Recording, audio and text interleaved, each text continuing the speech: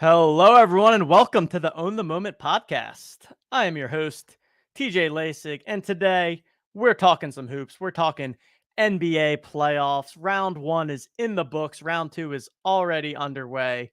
We've got an exciting start here to the NBA playoffs. I am going to be joined today by our friend Dream Shake over at Boards to Bucket. He's going to be jumping on with me in just a bit, but first, we're going to break down a little bit of what we have going on from an Own the Moment perspective here. We just announced yesterday a new series of hoops contests throughout the rest of the NBA playoffs with 10,000 flow up for grabs. That is right. Completely free to enter and open to everyone. We've got 10,000 flow coming at you here. So we want to talk through that quickly, break down the contest details. You can enter now over at otmnft.com/hoops. There are 3 contests already open and available in the lobby. And let's dive right in to that. For those of you on YouTube, I'm going to be sharing my screen. For those on the podcast feed, we'll also just read everything through so you can hear it back. But there we have it. Excited to be partnering up with Top Shot and Dapper Labs on this contest. Again, completely free and open to everyone. And 10,000 flow up for grabs. And this is going to be through the rest of the playoffs and in a variety of different formats that includes daily and weekly contests and also some playoff long elements. Starting with that, at the top, we've got 2,000 flow that are going to be up for grabs from more of a playoff long leaderboard standpoint. So this will come in 2 forms. First, 1,000 flow will be given out simply for people that play every single day. So all you have to do is make sure that you log on to the Hoops site every day, enter the contests. All of the users that do that will split their share of 1,000 flow evenly distributed across all of those users. Again, simply by playing every day. Doesn't even have to do with how you perform in the contest. You just need to submit a lineup for every slate that we put out there. So pretty pumped about that one. And then in addition, we are going to have a cumulative leaderboard with another 1,000 flow up for grabs, including a 500 flow top prize. So a little bit of a top heavy structure here on the cumulative leaderboard, which was intentional. But how that will work is first place will get 500 flow, second place 250, third 150, fourth 75, and then fifth place 50 flow. This will be again a combination of every single slate. The cumulative leaderboard will add up all of those scores. So you're definitely going to want to make sure you don't miss a slate if you want to be giving yourself a shot when it comes to the cumulative leaderboard. That leaves us another 8,000 flow available for daily and weekly contests. We have announced the first week, which will include 2,000 flow in total prizes, the first 3 of which are already available in the lobby. Again, otmnft.com/hoops. Starting tonight, Monday, May 1st, we have our first 1-day, 2-game slate. Second one taking place tomorrow. And then on Wednesday, we have our first single game showdown. So as we go through these contests, there will largely be 3 main contest formats. We have the traditional hoop structure in which you enter a lineup with 8 players. You have 2 guards, 2 forwards, 1 center, and 3 utility spots. You can then also use 1 rare or legendary moment and designate that player to be your hoops hero, which means that they get 1.25x points multiplier on everything that they score. This is the standard format, and we'll have a little bit of variation here in that sometimes the standard format may take place over 2 days. For example, tonight's Monday slate takes place in one day, and the 2 games that are happening tonight. However, for tomorrow's slate on Tuesday, May 2nd, it's going to be a 3-game slate that lasts over the course of 2 days. So we have 2 games taking place tomorrow, and then on Wednesday, there is one single game, which is the Sixers and the Celtics, that will take place as part of the 2-game slate, but it will also introduce a new format, which is our single game showdown. And how this one will work is that you take 5 players. There is no positional requirements or any hero requirements. And instead, you simply pick one player to be your MVP, which gets 2x points, another player, which is your, I think we called it the All-Star, that gets 1.25x points, or 1.5x points, a third one at 1.25x points, and then 2 players rounding out the lineup that get the even amount of points. This is the single game showdown format that we'll be piloting over a couple of these slates, because I think what we'll see as the playoffs go on is that we're going to have a lot of days where there's just one game. And so we wanted to come up with some fun formats where even though there's less players available, we still have a fun hoops contest, hoops slate to put together. And then we're also going to be mixing in some of our weekly formats, the first of which will start next Monday. And how the weekly contest works is you enter your standard hoops lineup with 8 players. And then from there, it lasts the entire week. And then you automatically get counted the best score from each of your players. So if I choose to put Joel Embiid in my lineup and Joel Embiid plays 3 times, whichever game he scores the most points will be the amount of points that count towards my lineup. And all of this should be pretty intuitive as you go through the lineup builder. If not, feel free to hit us with any questions. But again, check that on out. OTMNFT.com/hoops. We've got over 1,300 people entered into tonight's contest already, which is awesome. And then from a prizing standpoint, I talked about how we have 2,000 to the cumulative leaderboard, 2,000 to the first week. That leaves us with 6,000 remaining throughout the rest of the playoffs. We'll determine how to distribute that based on what the schedule starts to look like. And then we are guaranteeing at least 2,000 flow to be set aside for the NBA Finals, because we got to make sure we got some action going down once we get to the finals. So wanted to kick off the show with the more tactical, informational data so that everyone can get on into the hoops contest. Again, don't have to own a Jolly Joker or anything to play. All you need is the 8 NBA Top Shot moments to create a roster. Get on in there, submit your team today. And now we're going to talk a little bit of basketball here. Coming fresh off of a victory from his Miami Heat yesterday, a round 2 victory after upsetting the Milwaukee Bucks from boards to bucket. We've got our guy, Dream Shake, back with us for the 2nd episode in a row. Dream, welcome to the program. Oh, you're on mute.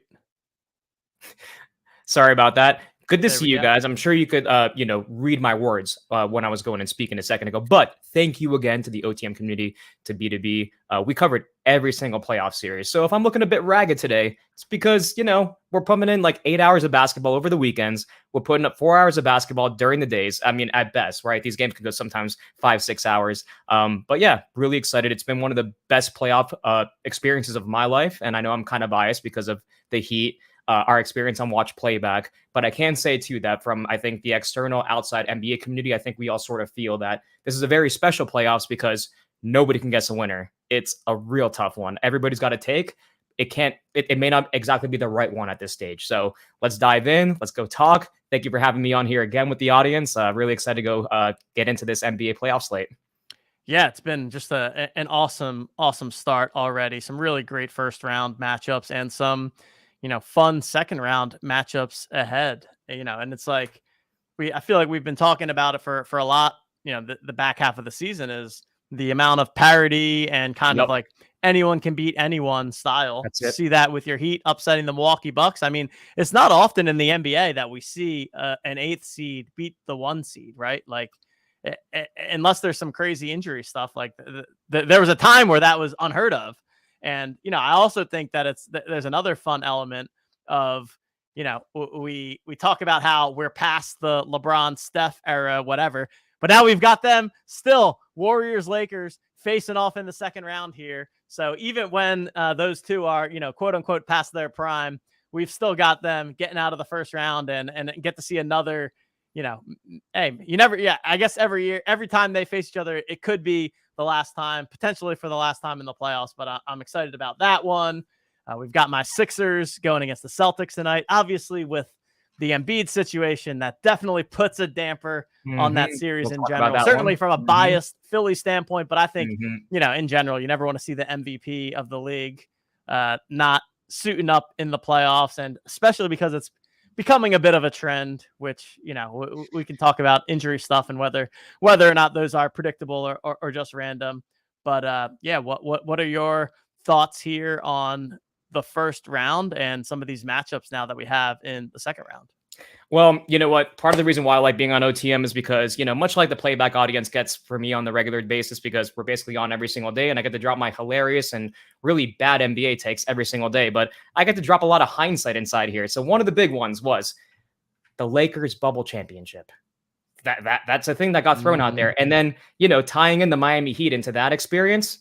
Come on, guys. We're over here a couple years later. The Heat just upset the Bucks, and the Lakers just upset the Memphis Grizzlies. Anybody who's been watching this season and had seen the trajectory of at least the Lakers knew that there was some type of data that was sort of feeding into why that was an upset both in Vegas and everywhere else. For the Miami Heat, I'm just saying it boggles down to Jimmy Butler, right? So if you didn't have any sort of weight on what he could do, and then after he did what he did in the first round, that you still had to go and say, oh yeah, the Knicks, obviously, I mean, great that Jimmy Butler did that, but the Knicks. Sorry to go and say, Heat and Lakers going and moving into the second round. Heat at the very least winning their first game, and I think the Lakers are going to put on a very good matchup. We can dig into that one. So my initial take is Series 1 on NBA Top Shot. It's going pretty low right now. I'm not in here to go in and endorse. I don't have any crazy, S1 bags. I'll tell you my personal strategy, which is not financial advice, is I dropped probably about 3 or 4 weeks ago some stupid low bids on stuff, right? So things that were going up for $15, I put them down for like $7, $8, right? Top Shot debuts, Rui Hachimura, Kristaps Porzingis, like you name it. Like I got all of them in my collection right now for about the price. So what if it goes from $8 to $1? Unless Top Shot decides to go and sell like moments for 25 cents or 50 cents, which wouldn't make any sense at all for them to go and do, because that is literally like the 5% that they make on everything, which would be minuscule already as it is. I don't know why these are going for so low, but it seems like as people are moving money into redemptions, these things are being kind of sucked dry. So for me, I am in the bubble from a couple years ago, buying that up. I will be back over here buying these playoff moments little by little over the course of the next season. But I've already got my Miami Heat moments on lock. I bought those super early. I was pretty confident that we would go and beat the Bucks. I said it on stream. You can go keep those receipts if you want to. I wasn't like overly confident that we would win that series, but I knew that we'd have a fighting chance inside. And also with the Lakers too, I thought that was an easy one. I gave, I think, 5 automatic wins. That would be from the first round that you could stack and sort of make money on, or whatever the case was. And at least I think 4 out of those I got, maybe all 5. Can't remember who the 5th one was off the top of my head. But we can run through, I guess, series by series if you want to, and sort of splice and dice sort of what happened and what we can look forward to as we get into this with both hoops and with NBA Top Shot. Because the coolest thing about what you guys are doing and what Top Shot is doing is you have to watch the game to really seize the market, to really understand the mechanics about what's going on. And so the last thing I'll say right before we get into that, I get it. Redemptions are complicated. Guess what? So is fantasy sports when it first came out. There were people doing this on pads, on no pads, but they figured out back then, okay, we can sort of, get people together that sort of agree on a set amount of stats that we can all sort of chase a prize pool around it and drag it on over the course of a season. Those became communities. And after time, the fantasy community became a freaking behemoth. with a billion-dollar industries developed underneath them, DFS, like all these things. So if you think that the redemptions themselves are too complicated for mass adoption to go and get, I'm sorry, we're already starting to see 5,000 people that are getting into the beta process of this happening. And by next season or by next campaign, when they do this again, I'm fairly confident that people who understand the game will reap benefits. That they're just going to start putting out there on Twitter, I stacked this many. It was that easy, because a lot of people just aren't watching this stuff. So many different ways that we can spice and dice these series from a market perspective. So we can definitely dive into that if you want to, series by series. So Absolutely. I'll let you Rain on where you want to go with this. Yeah, well, let's we like to pull up our trusty old 538 here for anyone that likes a little bit of a visual on what things are looking like. We can probably also find a bracket to pull up, but here's where we've got. So 538 has, interestingly enough, the two people with the most likely chance of winning the NBA championship, again, according to 538, are playing each other in the second round, the Celtics and the Sixers. We then have the Celtics at 33%, Sixers at 18%. Then you've got the Nuggets at 17%, Warriors at 14%. Your Miami Heat up one game already at 7%, Lakers 6%, and then the Suns and Knicks down at 3% and 2% after being down 0-1 in their respective series. So I guess first, you're, as someone who is watching the games and has seen these series play out, what is your take on what you're looking at on the screen right now? Do you agree with what you're seeing? Do you disagree? I mean, 33% for the Celtics. I understand that they are a very good team. It seems, that's pretty high if you ask me. So high. Yeah, it just feels a little high. Like I'd have them more like, I don't know, 25% at most. I feel like there's a lot of basketball to play. And like, it's not like they ran through the Hawks with no problem. The Hawks gave them a good fight. And all of the teams that we're looking at here, they're all good basketball teams, which is, I think what makes this a lot of fun. You've got a lot of star power left. You've got a lot of depth left. Yeah. You look at this list of teams, you really have absolute superstars on every single team here. I guess the Knicks would be the one that, don't necessarily have that like marquee star, but with Tatum and Embiid and Jokic and Steph and Jimmy Butler and LeBron and Kevin Durant, like, yeah, you got some studs left in the playoffs here. How do you see things shaking out over the next week in this round 2 series? Yeah, so I think the first thing we need to look at is first, I think these are live. So I think they change as the lines are moving, and they are very accurate. So as of right now, I just posted as much as I could with what YouTube would let me go and post about Joel Embiid's status, which is the #1 trending topic on any fantasy sports website you go to. Everybody wants to know whether Embiid is playing or not. And so for hoops discussions, I will get into like maybe what you might want to think behind that, because I think that creates an interesting wrinkle, not just for hoops, but also for the series at large. So that's the first place that I go and I pinpoint. And it's that Embiid, it's looking like he really wants to get out there and play, which I don't blame him for. You don't want to drop your first one at home. At the same time, there's a lot of conversations like, what can this do for the entire series if he re-injures himself? This is a pretty significant injury. So one thing that I would say is that coming right off the bat, the Celtics being at 33% is pretty high. They did earn it. There's a lot of advanced metrics that sort of wield that inside.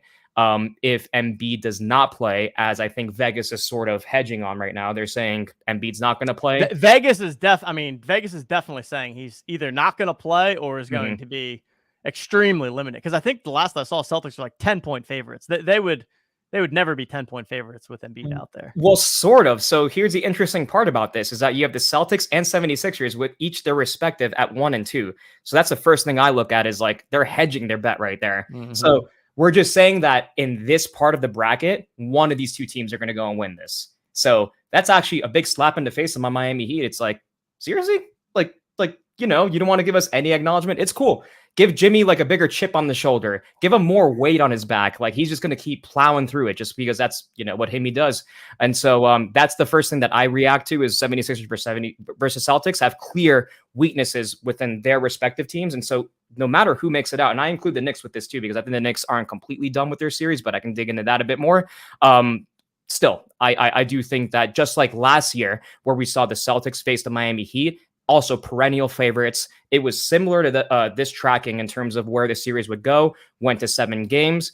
I almost want to go and share the screen of Max Strus. I have never seen this in my entire life. Never, never, never, never. I've watched so many NBA games in my entire life. I have never seen somebody take a 3-pointer and then a few minutes later, it was like 10 minutes later, they pull the 3-point, like 3 points from the actual score itself and make it into 2 points because he had his foot on the line. So they retroactively went and took back a 3-pointer to a 2-pointer based on an official review within some time way after the shot even happened. So crazy. I have never seen that in my entire life. And guess how much we lose by? We lose by 4, but that one basket, huge swinger right there, because then Jimmy doesn't have to go and think about whether I have to go for a 3 to win or a 2 to tie. You know, he might just think at that point, if it's 1 point, I'm going for a 2 to win. And, you know, a 3 just goes and like gives us like the 2 becomes much more fashionable for him to go for at that particular time. Of course, that's in the vacuum. That's like as if everything else went exactly the same way, which may not have had the call gone a different way. But I still have never seen that in my life. But that's how small the margin was between the Celtics actually beating the Heat to get to the finals. And people just forget about that. And that's a part that's really disappointing for me as a fan, because like a lot of people are watching that and still go into this season and say, yeah, no, Miami can't do it. Not in this round. And then you have to tell me that it's going to be against the New York Knicks. Oh, let's get into that series in just a second, because that was like the least surprising thing that happened to me. And I don't say that as a biased Heat fan. I just say that as somebody who's watched a lot of the Knicks this season. I've seen twice already them getting overhyped and, you know, throughout certain runs. Yeah, Mitch Robinson is good. He's a great, like he's the matchup beast against us. Julius Randle is out. That's not the reason why you guys got, you know, why you guys lost. There's a lot of things to go pick apart there. So my first initial reaction is Celtics and 76ers. Vegas is saying these 2 guys, one of them is going to go and make the championship and probably win it because the West is going to go beat themselves up. So then when you sort of go through the rest of it, we can sort of splice out how in the West that could shape out differently too. The Suns are perennially very low. I would not keep them this low. Yeah, the Suns definitely with a tough showing in that first game against Denver, which I imagine is why we're seeing them show out so low.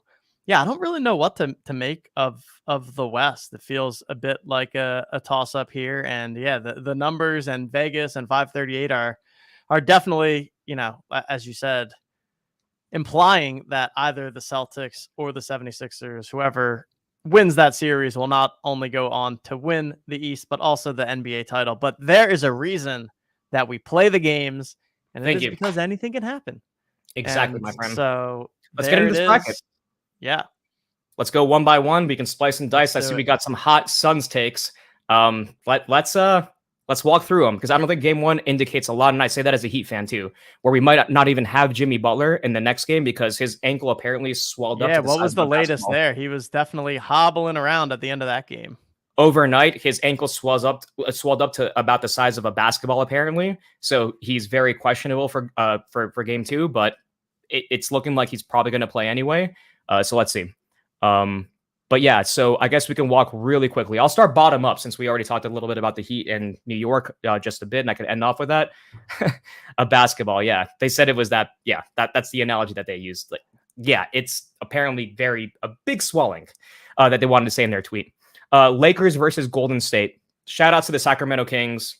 Love what they did throughout the season. This playoffs, they fought so hard. And I think that in of itself can sort of give a little bit of the narrative coming in here for Golden State. This Golden State team is not the same team from last season. Andrew Wiggins came back in, made a huge impact. Kevon Looney, incredible player. I can't get behind the fact that the Lakers are like well positioned, and not just that, but they're designed to beat a team like the Golden State Warriors, right? So if you really extrapolate out what happened in the particular Sacramento versus Golden State series, even in this previous match, right? So when people say, oh yeah, Golden State is probably going to win this one out, I say to myself, you guys were losing at halftime, right? Against the Sacramento Kings, and then needed the NBA has never had a higher scoring performance than Steph Curry in Game 7. Like, no Game 7 performance has ever eclipsed what Steph Curry did. You guys needed that. Jordan Poole is, I don't know what the hell is going on with him. That's a whole different, like, you know, subplot there. And the Lakers, AD proved himself to be one of the best defenders in the entire NBA. He had blocks up the wazoo left and right. So what I say to myself is that schematically speaking, you're not going against Sabonis anymore. You're going against Anthony Davis. Now, health becomes a huge question in this series. It can all flip around if like just the series gets extended to 7. The Lakers could lose that. I expect that the Lakers come out strong at the beginning of the series, similarly to what Sacramento had done against them, and that unlike Sacramento, I think the Lakers can sort of look at a Kevon Looney, sort of centric defensive option and have something to scheme against them in a way that Sacramento can't. And so that to me is why I think the Lakers are going to actually come out of this, I think in like 6 games. I think maybe at most like Warriors will get 2. Yep. That's where I am with that. Yeah, I tend to agree there. And, I mean, Steph basically just put the team on his back yesterday. That's it. Clay was struggling. If he's, not going to step up and start shooting the ball better, like you can't rely on one guy scoring 50 points to, unless you're the Miami Heat, unless you're relying on Jimmy Butler, right? You can't be relying on the 50 points. But yeah, I do tend to like the Lakers here. I feel like they are kind of peaking at the right time after, what feels like a couple years of trying to figure it out since LeBron has kind of come over there and getting AD in a good spot where he's healthy and, performing well. So I think it'll be a fun series to watch, but I tend to lean Lakers as well, at least from what I've seen so far. Yeah, I think that they're going to be able to get at least one on the Warriors homestand. I schematically speaking, they have a lot of stuff to go and throw at the Lakers that the Sacramento Kings just can't do. They don't have the Sacramento Kings. We really do have to give them their flowers. They have nobody on their team like AD. They got Sabonis. This guy is like he's not a great defender. I'm just going to say that. He played his ass off though defensively this series. Didn't play great offensively, but they have no one like AD, and they went to 7. So somebody has to go. And even Bleezy's in here. Just, I don't know what he's talking about. Like, give me some stats. Give me something, my friend. But like the Sacramento Kings just took them to 7, right? And I get that the Warriors have home court advantage. Like that can't possibly clear this, like the chasm here, because Anthony Davis has been that good defensively. Because what happened in the Warriors series, especially in this game 7, right? Steph Curry didn't even go that bonkers from 3. Everything was done on the inside. So what it was running like 3 times the amount of pick and rolls that he was doing at all throughout the entire series. Guess what? You can get Sabonis on a drop, get AD on a drop. Steph Curry's not going in for open layups. It's not Sabonis with his less than 7-foot wingspan. It's AD and his freaking 7-foot wingspan coming at you at the rim. And he's got a lot of tools, a lot of people around him that can do that as well. LeBron James, Andrew Wiggins. Are you going to be able to go in and what's it called? Just back down like you could on Keegan Murray? Hit the boards on Keegan Murray? No, not when it's LeBron James.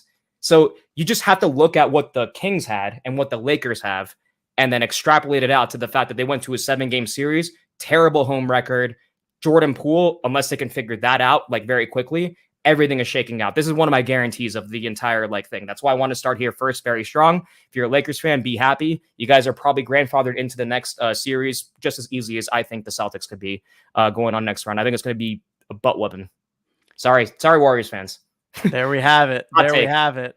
Lakers in 6 or better, coming to you from Dream. Next up, we've got Denver and Phoenix. What do we think here? Do we think that game 1 is going to be an indication of what we see the rest of the way here, or can the Suns bounce back and find a way to make this a series? So another one with really good advanced metrics. So this is a really interesting series. And one thing I want to say about the chat is, hey, if you disagree, go throw me some stats. I'll come back with you with some more. I mean, it's just Lakers' third best player is Austin Reeves. No, it's not. It's by committee. They have a whole bunch of guys that slide in at the 3rd spot. That's what made the Kings really good too. By having Malik Monk, by having Keegan Murray, they had a lot of guys that slotted in at the 3rd spot. So I disagree with that completely. Let's not reduct ourselves to the 3rd best player on the team. The Lakers have quite a few, and that's why their second half season was really good. But feel free to bring me some stats if you want to combat this. Anyway, Denver and Phoenix, another one with good advanced metrics inside there. Phoenix, super small sample size. But my God, they've lost 2 games. I've got incident while it takes. That would explain it. Curry's 3-1 in the playoffs versus LeBron. It takes a team, buddy. Denver versus Phoenix. Phoenix has only lost, I think, is it 2 games? Like since KD's been on? I think it's only 2 games throughout the entire time, right? Their mid-range is impeccable.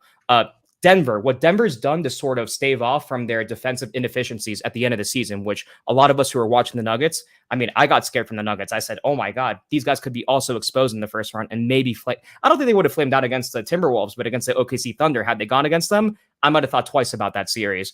But basically what they have done is they have Jokic basically coming up at the screen, right? So Jokic, when he comes up and there's a pick and roll, let's imagine, for instance, we got Phoenix. So we're going to have a Chris Paul and DeAndre Ayton pick and roll. Let's just imagine that, because you can do pick and rolls with 4 of those guys on the team, which makes it insanely like incredible what they can do in a half court offense. But let's just stick with Chris Paul and Ayton, which would be like the least out of like all the different combinations you can do.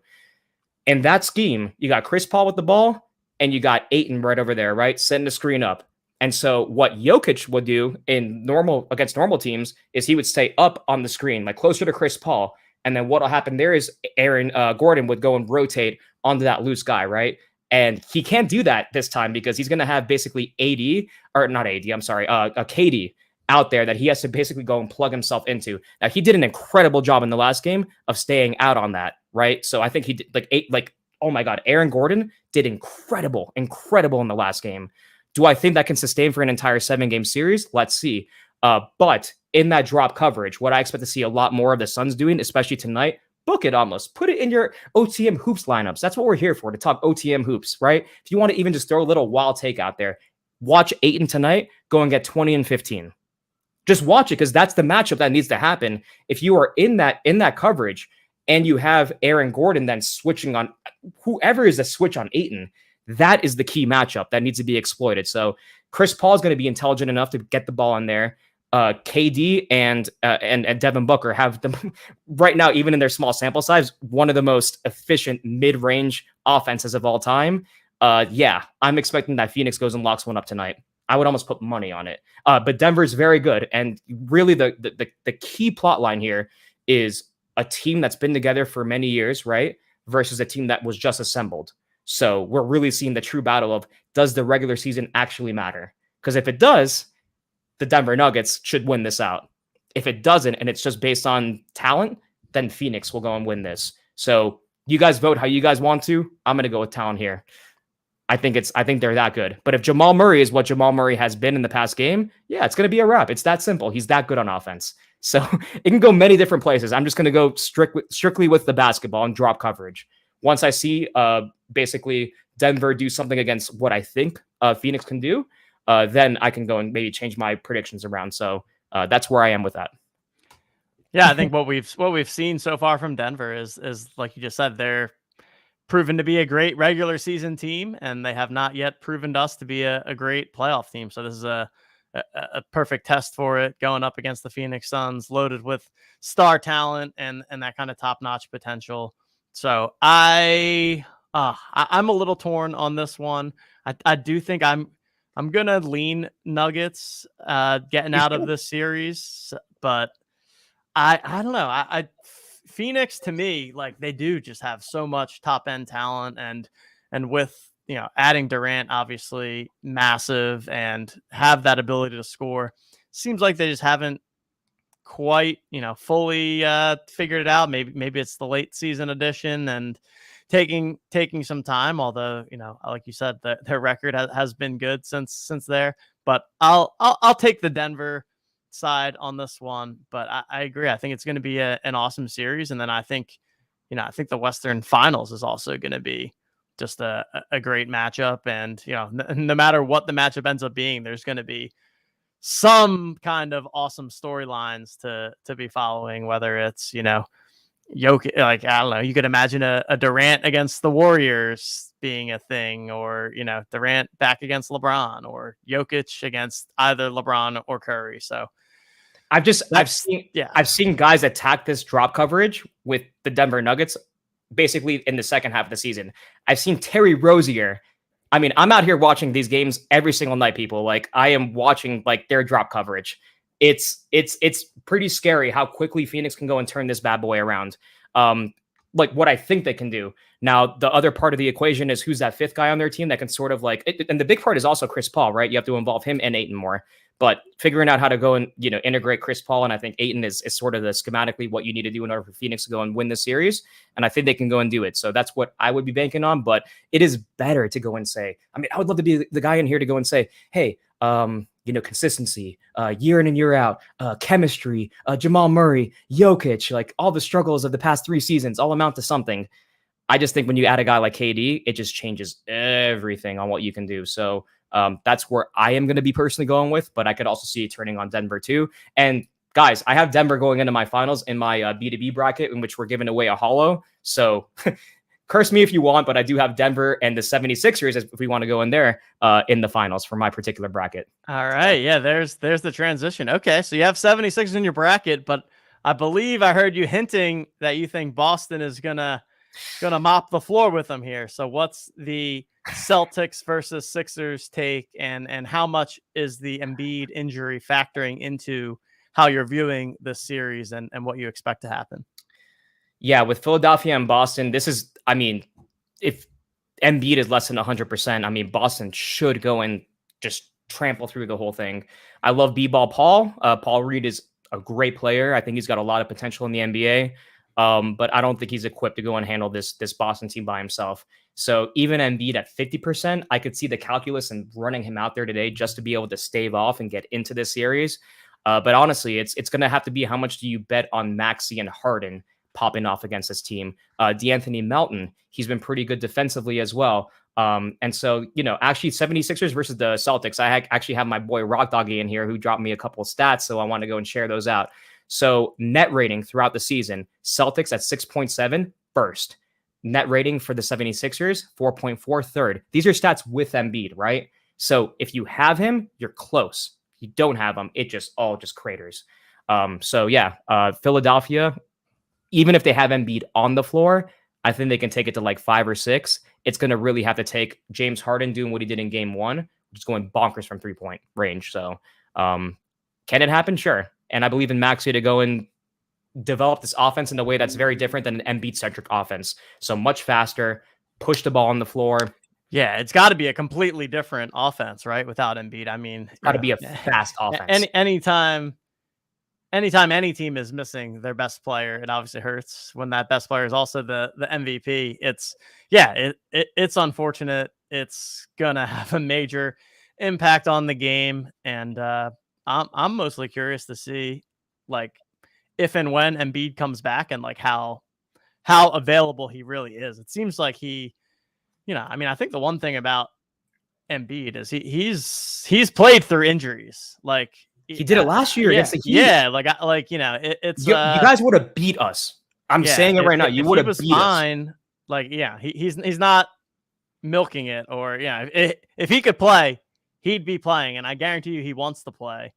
But seems like that knee injury is definitely more serious than they were initially thinking or leading on. Maybe they knew the whole time it wasn't looking good. Be the Willis Reed moment. That's what people are saying. People are saying it's the Willis Reed moment. They're going to hype up the injury, and then he's going to come out and ball out, and it's going to be like Paul Pierce with diarrhea. LeBron it was James. Funny. I did see some tweet yesterday where it was like it was like the last times when Embiid was listed as like questionable. It was like questionable, like the last 10 times questionable, played 9 of them. And then it was like doubtful, like played 4 out of 5 times when he was doubtful. And then it was like when he was marked as out, they're like, he played 1 out of 5. I'm like, okay, well, first off, I don't think we can say that he's out and then just play him. That seems against the rules. But has he been officially ruled out yet? No, not yet. And actually Shams put out a weird. Video. I mean, it's so to me, that indicates like they're trying to see if he can play, right? Like that either that, or I mean, I guess there's no benefit to letting Boston know earlier whether or not he's playing. So you might as well just kind of wait until the last minute. But yeah, he was out at shoot around, no knee brace, not like fully practicing or anything, but we'll see. Little drama leading up to tip-off. Well, it's funny because I got our boy Ryan Zake in here. I know him as Politicos, but he says Embiid ducks every road matchup. There's a stat out there that he misses 10% more road versus home games. So like out here, he's a Nuggets fan. I know he's a Nuggets fan, so I know he was slightly insulted by my take on the Denver Nuggets versus the Phoenix Suns. I will go out there. My Denver receipts are pretty like high up. I've gone to every single Denver matchup since Jokic has been in like a perennial, basically year in and year out all-star, I think since 2017, actually before he became, I think, an all-star for the first time. So I'm big on the Denver, just team itself. Michael Malone, not Mike Malone anymore. And, I like what they're building over there. But I will say, as far as this take is concerned with Embiid ducking, I'm sorry. Like, let's just go and if we could flame this or just put an ice cold on it like we do in like playback. Like that's like the coldest, like worst take in the world that Embiid is ducking any matchup. Embiid is not built that way. I'm sorry. Jimmy Butler loves this guy because of his tenacity. If he sits out a game, half of the time it's because Philly doesn't want him to go run out there. So if it's ducking then a Jokic matchup for MVP, that's not Embiid making that decision. That's, the Nuggets saying, hey, you know what? We don't want you out here. And he just goes and agrees with it. He's a company man. He's a part of the culture and the community and all that stuff. Trust the process. So, no, he is not ducking anyone. Embiid is one of the toughest SOBs that are out there. And just look at last season against the Miami Heat. The dude got freaking and he gets these freak injuries, right? He gets hit in the face by Pascal Siakam. Crazy. He breaks a bone literally in his face. He's playing with a mask. It's horrible to play with a mask, by the way. Has anybody ever done it in here in the chat? Put it on one time and go and see what that's like. Embiid played like the rest of the series. He grinded those games out and played really well against the Miami Heat. So I am not going to go and take what he did last year with the playoffs, playing with a broken bone in his face and saying that this dude is ducking out some matchups. Come on, get out of here with this. None of that. No, he's way. not doing no that. Way. If he can like play, you he's said, like you said, if Embiid was soft, Jimmy Butler would not have put up with it and would be vocally saying Embiid is soft. I imagine. Nobody's messing with Embiid. I miss Jimmy on the. I know, man. Those are the days. Well, it's a good thing for us if you guys lose. I think Embiid is like Jimmy. Jimmy has been pumping that for years. Even last year when you guys lost, trying to get Embiid down to Miami next would be that'd be the play. Wow, man. You're like, I can't even allow myself to go there. I'll get too excited. Yeah, Butler actually respects Embiid and not Cat. That is actually a very accurate take right there. So yeah, no, nobody is questioning Embiid's toughness here. If his body breaks down here and there, it's because he's a 7-footer and he's a big dude. He's got a lot of weight on his legs. I was about to say, I think that's what I mean. It's hard to be that, like, humans are not supposed to be that big, right? Mm-hmm. Like our bodies are not intended to be that big, and that's why historically big men always have, once you get above 7 feet, like it's tough to stay out there. And the timing is just unfortunate that it just so happens in April, May. I just can't deal with the Denver fans who go and say, "Oh yeah, he doesn't play against Jokic for these games away." And I get it. Like I think actually Jokic should get more points for MVP because Embiid did sit out. I agree with that take. That's fair. But going and extrapolating that out to be Embiid sitting out these games because he wants to, because he's soft, because this 7-footer is one of the most dominant big guys that we've seen in our league, who literally has guys like jumping on his back every single night, getting no calls, getting hit left and right, going up with the ball. Like, we're going to call him like ducking anyone? Come on. Get out of here with that nonsense. Imagine you were his size. Would you be ducking anyone? No. Yeah, you don't need to. You can just walk right over anyone. I don't duck anyone at my size. I wouldn't do that at 7 feet tall and like close to 300 pounds of muscle. Screw that. Come on. All righty. The final matchup, saving the best for last. Your Miami Heat versus the New York Knicks. The Heat already up 1-0, winning in the Garden on Sunday. What do we think is happening from here? Obviously, you think the Heat are going to win. Are we looking at a sweep here? Are we looking at a 7-game series? What's going to happen next in this Miami-New York matchup? Yeah, so it's all dependent on the Jimmy Butler injury. Obviously, if his foot is as bad as the Heat media are making it out to be, we could be making our own Willis Reed sort of narrative right here for Jimmy Butler. We don't know how bad it's going to actually be by the time Wednesday comes.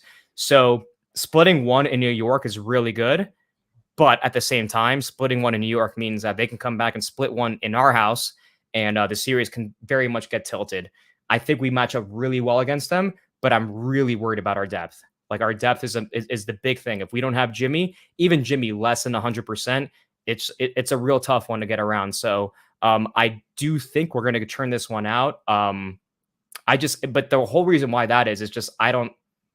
Jimmy's walking around NYC look fine to me. Yeah, there is like a ankle gate, right? There are people out there that are saying that he's not as bad as like they're making him out to be. But what I would say is that I don't think the New York Knicks are a good basketball team. Honestly, they don't do anything that scares me at all. They are not going to have the best player unless Jimmy Butler's off the floor. Even Bam Adebayo, I think, is better than any one of their players. I said it in multiple places, on stream, everywhere else. I said we would swallow Brunson whole because I was living in New York. I lived in New York for 4 years. So I have a personal take as to why the New York fans for me are just a different breed of people. Like, you want to talk about Philly fans? I got my experience with New York, and it's a whole different like story.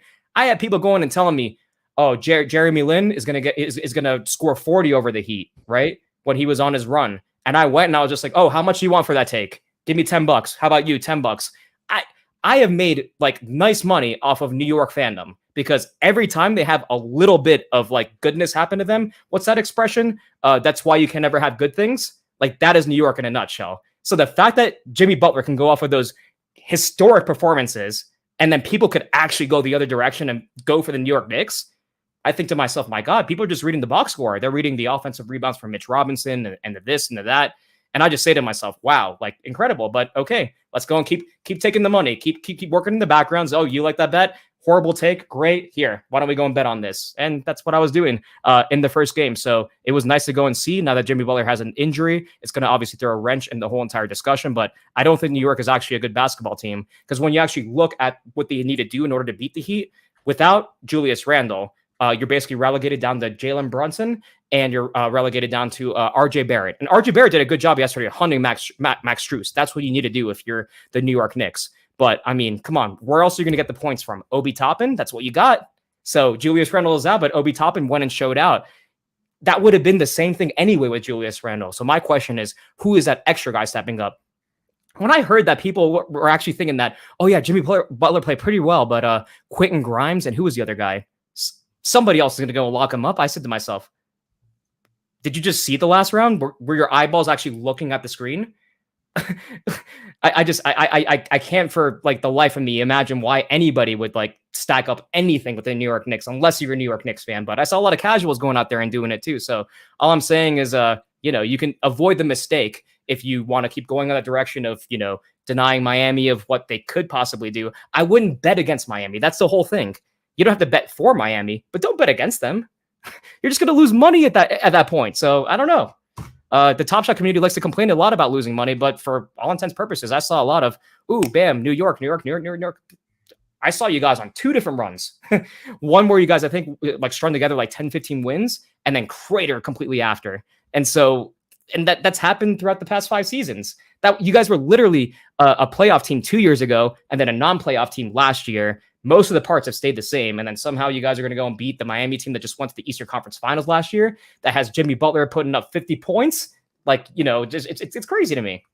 So I don't know. That's where I am. Yeah. Knicks fans are, I mean, hey, they were celebrating that first series like they just won it all already. If you want the EV plus move, just feed off of the fandom. I've been doing it for years. So I feed off of Miami Dolphins fandom. We haven't done anything for many years, but I go and I have the season tickets. And every year at the beginning, this is our year. So bam, sell them at a premium and let's go. Got to recognize the fandom. Oh, without a doubt. So there we have it. Breaking down every round 2 matchup.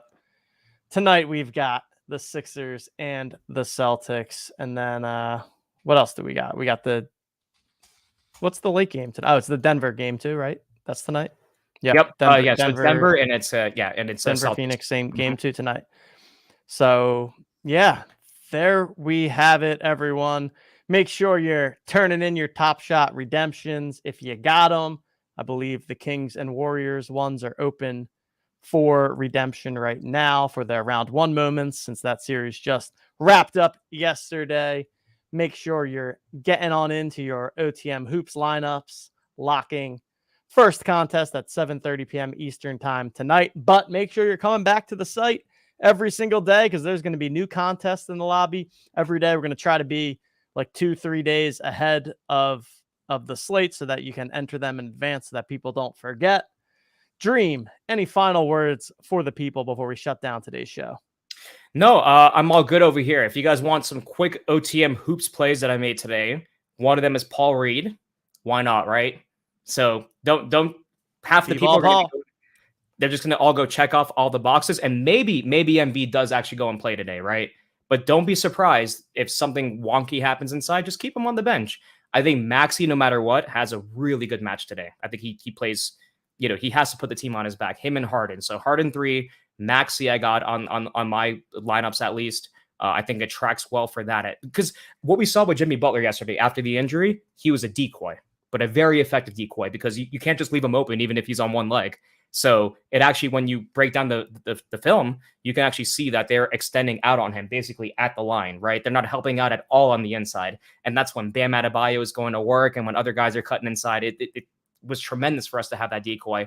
I think that even if Embiid does play today, I'm not sure what you expect out of him, like stats wise, but I do expect that Paul Reed's going to be playing some big minutes tonight just to sort of maybe help him out a bit, because I think this is a process, as I've seen every year for the NBA season, 7-game series. So they're going to be thinking not just about this game, but game 2, game 3, game 4, game 5, game 6, game 7. And Paul Reed is a very necessary means to being able to win the series end because you need him to step in for Embiid because he can't play the allotment of minutes that he normally would be able to, I think, if he's this questionable at least. So I would keep an eye on Paul Reed at the very least if you want to make a quick edge play. And last thing I'll say for Hoops 2, who was the other guy I was looking at? It was Celtics and 76ers. Oh, yeah, Maxey would be the other guy too. So I think it's going to be a very Maxey-centric offense, a lot of speed. I think that's where they're going to have to go and beat the Celtics on. And they have good guys to go and do it. They're just going to have to, like Doc Rivers, at the end of the day, that's probably the hardest part for me to have to go put any sort of weight behind is can Doc Rivers schematically figure out if Rob Williams is off the floor, if Time Lord is off, Paul Reed is in, okay? And then you need to be playing fast. And that's how you go and make the chasm if there is any sort of differential that you need to make. But he doesn't do that. It's a weird thing. So, keep an eye on Doc very much. Mm-hmm. I feel like Doc has like his plan and he just, I don't know. I don't know what Doc's doing sometimes. But we'll have to see how they run the rotations with whether Embiid is in or out. Like you said, he's one thing is for sure, we're not getting a 100% Embiid tonight. We know that much. I also think too, last thing I'll say for the hoop stuff, and guys, please go sign up for that. I mean, we got to say it one more time. You're dropping all this flow out there. 10,000 flow up for grabs. Go get it. It's raining flow. That is wild, guys.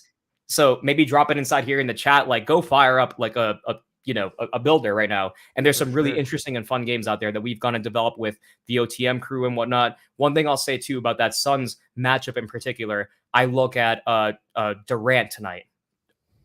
This is, if you're going to ever put money on Durant, this is the night. So split one at home against Denver Nuggets. Everybody right now, everybody's saying, oh, horrible take, Dream. Denver won game 1. Like the Suns, they're done. They have no depth, whatever. Watch it all flip tonight if Durant goes off for 40 or 45 and D-Buck too. So I'm putting my money on those two guys. I think that CP3 can sort of weave himself in there as well. I don't know in what way, but I think on those two guys, I'm going to be putting some money on, I would say, but not financial advice. Not financial advice. If there's any time to go and depend on those two, Devin Booker and Kevin Durant, I mean, this is the night that you do it because there's a lot of people who think, oh, Denver's already got this. But if we've seen anything from this playoffs, and that's the last thing I'm going to go and say, last thing I'll say, you cannot go and analyze a whole series based on one game. I think we have all seen that this season in particular. And going on forward, this is the way that the NBA is going to track their whole prop value is because you shouldn't be able to go and determine who the winner is going to be before the season starts. It's not fun for anyone for the most part, unless you have a generational player like, Michael Jordan, like Steph Curry, I guess. Like that's, huge net. But otherwise, you want a very, parity level system. And I think NBA has gone and achieved that in a very material way, as we've seen this season. So keep an eye on that. And look forward to hooping with you guys on hoops. We have our own B2B contest as well. If somebody is here in the chat that can go and drop that inside, that'd be awesome. But otherwise, man, thank you for having me on. And of course, thank you for OTM allowing us at B2B to be able to develop these games, NBA centric. It's really cool that Top Shot is leaning on you guys a bit, for some more gaming utility. So guys, go and support them. Because at the end of the day, they've never left. They've always been here, like we've always been here. And this is why we have great synergy together, is because, it's the same faces you guys saw a couple years ago. We're not going anywhere. And so, please go and support them. And if you want to, go and support us. And if not, we'll be watching hoops anyway. So feel free anytime, find us. And yeah. Thanks, everyone, for listening. Make sure you check out the Boards to Bucket Playback channel, Playback TV, playback.tv/B2B. They're in there every night watching the games. I'm always hanging in the chat, lurking sometimes, watching the games as well. Enter those hoops contests and enjoy a fantastic NBA playoffs. We'll talk to you all next time. See you later.